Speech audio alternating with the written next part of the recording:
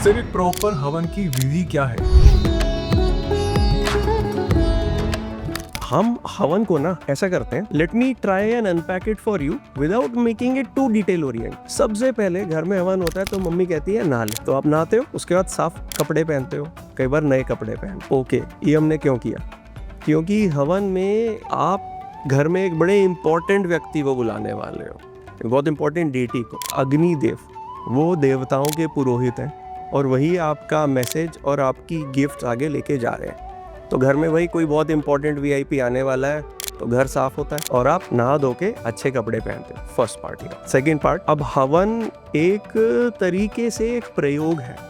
प्रयोग means something that you do with a purpose. तो हवन के लिए आप हवन कुंड सेट करते हो। कई हवनों में तो कुंड की तैयारी बहुत पहले से शुरू होती है, 1-2 दिन पहले कई प्रोसेस होते हैं। तो मैं आपको बेसिक बता देता हूँ। हवन कुंड की शेप डिपेंड्स ऑन दी हवन यू वांट टू डू। वो किन ईंटों का बना है, वो उठा हुआ है या वो गड्ढा खोद के बनाया गया है। ऐसे बड़े सारे छोटे छोटे रूल्स होते हैं इसके, तो वो आपने फॉलो करे हुए होते हैं।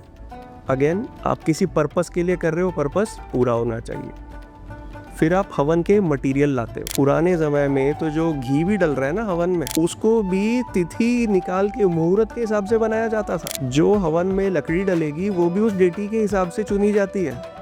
नवग्रह की अलग अलग पेड़ की लकड़ियां हैं जो हवन में डलती हैं। टू मेक थिंग्स ईजी, एक आधी जेनेरिक लकड़ी होती है जिसे आप हमेशा यूज कर सकते हो, और वैसे ही एक जेनेरिक वो स्क्वायर शेप होती है जिसे आप यूज कर सकते हो।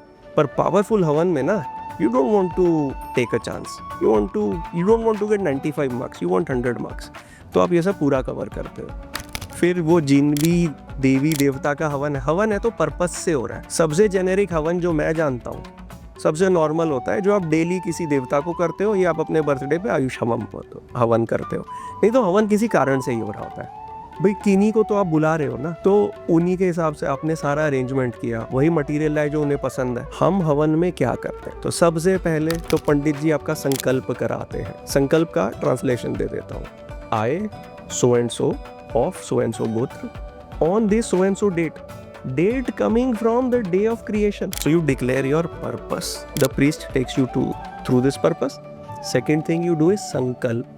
Sankalp is like a निश्चय, a commitment कि I've taken upon this duty that I will do this. Or you can take a sankalp with the priest that he will do this on my behalf. Usually priest ही कर रहा होता है main, आप आहुतियां दे रहे होते हो, ठीक है। अब कई लोग पूछेंगे कि सर ये हवन में चलो वुड डाली एंड फ्यूल डाला, ये तो प्रैक्टिकल बात है, हमें फायर सस्टेन करनी है। आप ये हवन में ये भोजन भी डाल रहे हो, आप हवन में अलग अलग चीजें भी डाल रहे हो, ये क्यों कर रहे हो? तो सर हमें समझना पड़ेगा वो अग्नि क्या है। अग्नि तत्व ट्रांसफॉर्मेटिव होता है। आप हवन कर रहे हो, लाइफ में ट्रांसफॉर्मेशन लाने के लिए कर रहे हो ना। You want to bring some change in your life. How is it transforming your life? It is a fire in a pit. Agni Dev देवताओं के पुरोहित हैं। It is his duty to take your requests and your offerings to Devlok, to the devata you are making the offering to. तो आपने कोई हलवा बनाया है प्रसाद में, कोई भोजन बनाया है, वो भी देते हो। आप आहुतियां दे रहे हो, आहुतियां देते हुए आप मंत्र पढ़ रहे हो। आहुति उन चीज़ों की जो भगवान को पसंद है।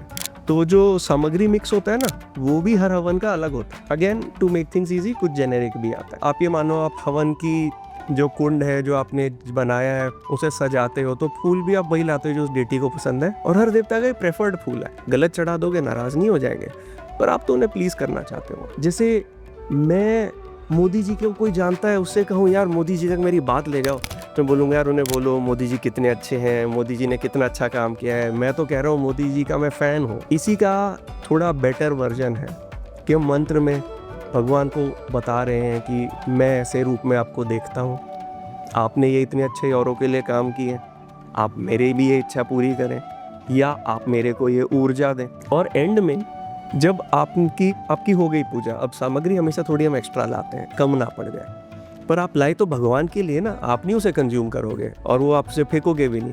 तो अंत में जब सब हो जाती है प्रक्रिया पूरी, तो आप उसकी एक पूर्ण आहुति देते हैं। अब ये हवन के बाद ना जो पंडित होते हैं उनके और भी कुछ काम होते हैं, बट जनरली हवन के स्टेप्स है। अब हवन में जो ब्राह्मण आए उनको दक्षिणा और उनका भोजन भी आपको कराना होता है, सेवा, क्योंकि he was the person who took your message to Agnidev, who took it further। तो यूजुअली आप उनको दक्षिणा देते हैं, इट्स हिज प्रोफेशन। और आप उनको कुछ कपड़े वगैरह भी देते हैं एज गिफ्ट, आप वो प्रसाद भी उन्हें देते हैं। और कुछ बेसिक्स हैं, पर लेट मी जस्ट से कि जिस दिन घर में हवन हो रहा है आप घर में नॉन वेज, शराब, ये सब चीज़ें नहीं लाते। But these are the typical steps of conducting a good havan. और ऑफ कोर्स लास्ट थिंग है कि यज्ञ का मुहूर्त भी निकाला जाता है कि इस दिन ये यज्ञ होगा। वो भी डिपेंड करता है आप कौन सा यज्ञ कर रहे हैं, why are you doing that yagya and which deity you are trying to please. So that is a breakdown of different parts of a yajna.